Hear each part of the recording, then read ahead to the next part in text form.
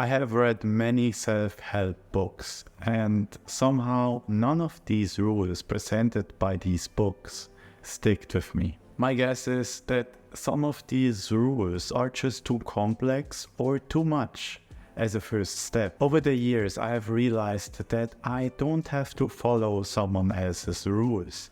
I can simply create my own. By creating my own rules, I was able to make them fit my lifestyle and my daily routine. So I thought I'm going to make this video not to tell you that these are the only rules to live by, no, rather to inspire you to create your own rules. So let's dive right into it. Before I was a minimalist, if I wanted to buy something, I immediately bought it. And this led me into doing something that's called impulse purchases. Sometimes after I ordered something and it arrived at my doorstep, I didn't even remember what I actually ordered. Us as humans, we got trained to make impulse purchases because this smartphone is just on discount today. Something that helped me not making these impulse purchases anymore is to create a might want list. This is something very similar to a wish list, but with a twist. The difference is a wish list is made out of things you want, and a might want list is a list out of things you might want. If I come across a product, I put it on this might want list. If a month later I still actively think about this product, then I'm going to pull the trigger. Because only then I know it's going to be actually beneficial to my life and it's not going to be an impulse purchase. More often I came back to this list and I realized there was a product on this list where I completely forgot about it. So I strictly remove it from this list. Another rule that goes hand in hand with the might want list is the rule: make sure you have used it well before buying new. We tend to immediately buy a new product or replace the ones we already have as soon as it starts to break down, as we then have a reason to replace it. And I actually found myself guilty of this a month ago. But because I have a might want list, I actually didn't pull the trigger on the product and I saved a lot of money. Let me explain the situation. I like to go hiking, and for this I have one big hiking bag and one small one. But most of the time I go hiking, I do day hikes. So I thought the big hiking bag is going to be too big and the small one too small. So I thought I'm going to need something in between. And while this sounds good from a minimalist perspective to replace two products with one, from a financial and future perspective, it was not a great decision. Financially, I would probably have a big loss because the big backpack is a not that known brand in Switzerland. I bought it for a lot of money, and if I want to sell it here, I probably will have a big loss. And when I bought this backpack initially, I wanted to last it for many years to come. Plus, I also bought it because it kinda gets smaller for day hikes. And also, who cares if it's a bit bigger? Because of its material, it's super lightweight.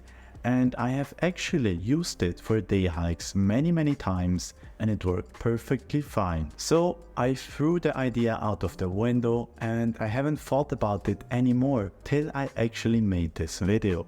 Another example are my Lululemon pants. They are starting to break down in certain spots, but they still do their job and I can wear them every day without any issues. So I'm going to wear them probably for another year till they actually break down completely and I cannot use them anymore. This rule not only saves me a lot of money, but it also is much more environmentally friendly to really use the products before you replace them. This might be a bit controversial for some coffee lovers out there, but I actually really hate the taste and smell of coffee. People have told me, you will get used to it. I didn't like it in the beginning as well. But what's the point of that if I don't like it and I drink it? Well, yes, energy and coffee, but Did you know there are several benefits if you plan on quitting drinking coffee?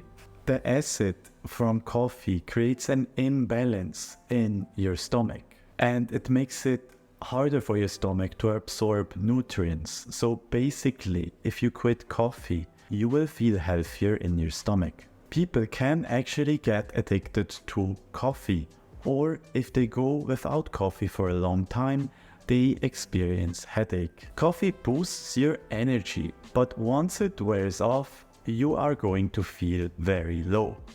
And because I never drink coffee or a lot of caffeine, I never experience these high and lows, and my body can simply regulate it by itself. Yes, there are also some positive benefits, but for me, I don't like the smell and I don't like the taste. Plus, I like it when my body can have a steady flow of energy and regulate its clock on its own. In my early 20s, I realized that I always felt tired in the afternoon.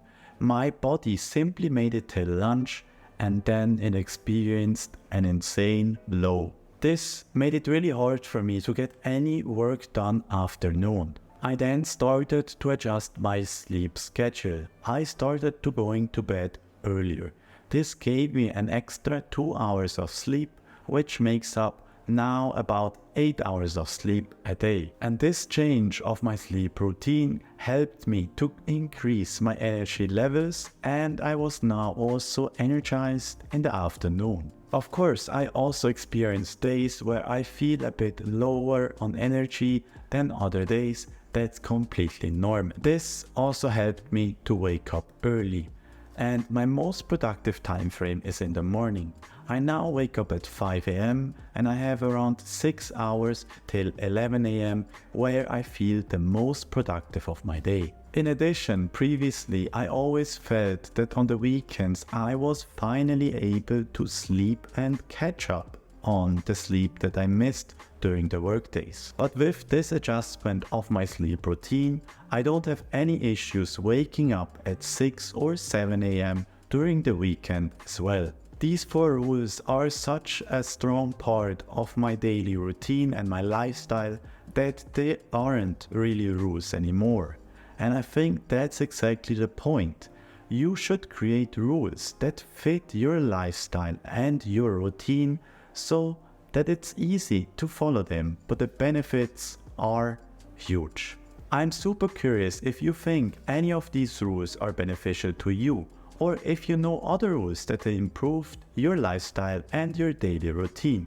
Let me know down in the comments. And as always, thank you for watching and have a great one.